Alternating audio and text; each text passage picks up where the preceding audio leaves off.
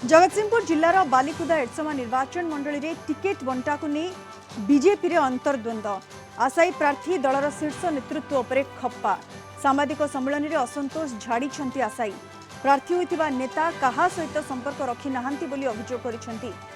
आगामी दिन में जदि निष्पत्ति परिवर्तन न हुए तेबे चरम निष्पत्ति नेबे बोली आशायी चेतावनी दैछंती। ए सामाजिक सम्मेलन में जिला बीजेपी नेता संजय महांती, डॉक्टर शशांक शेखर साहानी, शिवव्रत दास, शशिकांत परिड़ा प्रमुख उपस्थित थे।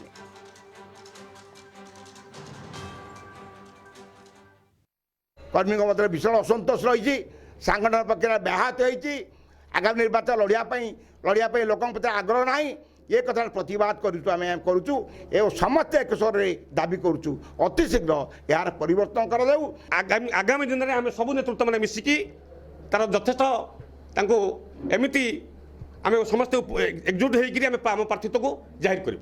दल आर पुनर्विचार करूँ एवं जदि पुनर्विचार न करे आगामी दिन में आम गोटे चरम निष्पत्ति नबार संभावना भी रही।